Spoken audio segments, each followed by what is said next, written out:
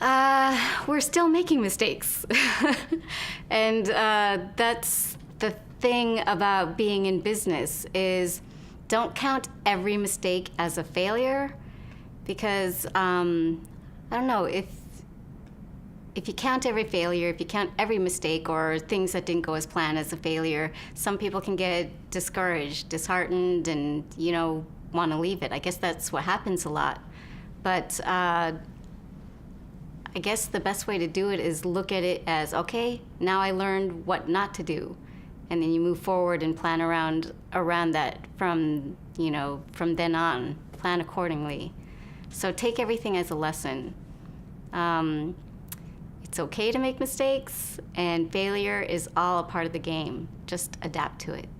Well, hopefully if you learn from failures and you build a backbone, you build strength, you build thick skin, and you can't be a shrinking violet in the world. You need to realize there will be mistakes made along the way. Nothing is perfect, and how you react to those mistakes will determine what your future will be. Do you let your past guide your future, become your future, or do you learn from your past and change your future as a result of that?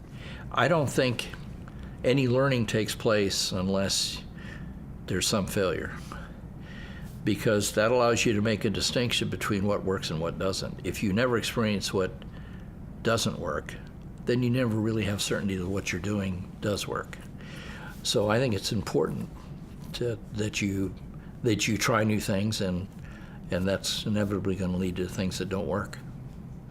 Well, failure is how you measure success, in my mind. You don't know what success truly is until you've truly epically failed. You have to just face your fears head on, realize that you made miscalculations, you made mistakes, but don't get so wrapped up in those mistakes that you can't get up, dust yourself off, and get moving forward. And that's what we had to do. I had to make the decision that these are the things that I did wrong. Some of it was within my power to control, some of it wasn't. And to, find that new path, use the skills that I learned to use successfully in that job to apply them to the new venture that I was involved in. You should expect failure and not be put off by it, but it's important when those failures come to try to honestly evaluate them, because if you don't learn from the failure, you're probably going to make a similar one in the future. Failure absolutely plays a part in success. We learn from our failures and our mistakes, and sometimes a failure isn't because you made a mistake, just things didn't go the way that you expected. There's always a learning opportunity from that, and if you take that opportunity for learning and you apply it, you will have a much, much better chance at being successful the next time, and it will mean so much more to you if you did. I mean, I think of failure as a way station, not a destination. You're gonna hit it. You might as well just keep on trucking through, keep moving. Yeah. I don't know that I would trust an entrepreneur who'd never failed, and I think that most people that are in this industry that understand what it means. I don't want an unproven business person. I don't want an unproven leader. I don't want an untested anything, frankly. If you haven't experienced and overcome failure, you aren't complete. You haven't finished growing as a person. And I think that it's how much do you learn when you win, right? If you do something and it totally works out, I mean, do you change anything? Do you tinker? Most people don't. They're like, hey, I did it right, that's great. How much do you learn when you lose? That's when you start doing the deep dive introspection. That's when you start looking at what went right, what went wrong, what could I have done differently? And that's when you force yourself, ideally, to make those changes, to make those fixes, and to overcome that failure. I think that is as powerful, if not more powerful, than success.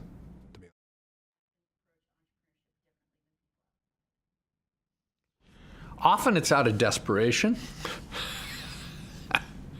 Alaska's work environment can be very volatile, and you can find yourself in a position where all of a sudden you are an entrepreneur.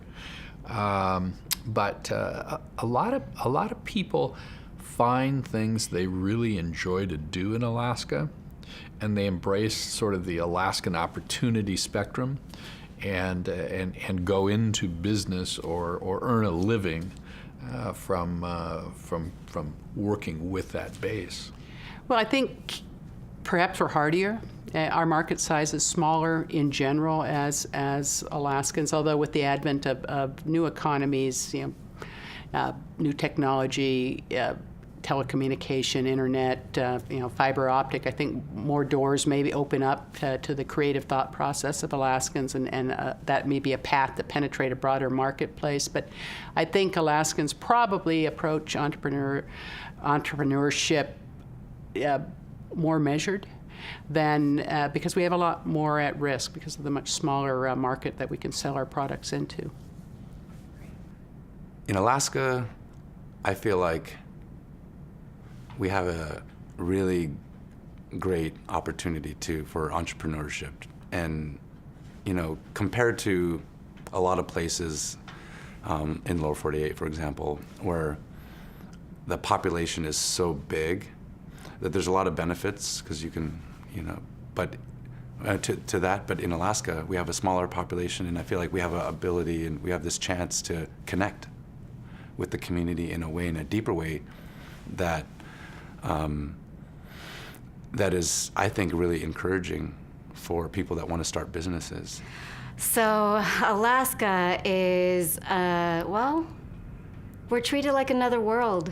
I mean, in all honesty, one time my sisters and I were invited to a small business panel in DC. It was when Senator Begich was heading this panel, basically it was asking small businesses around the country about their experiences and how to improve things and where, how things can be helped along. And we were sitting in a room, we were the only ones from Alaska, with all these people from around the country. When they were going around and asking, what's your number one hardship, what's your biggest challenges?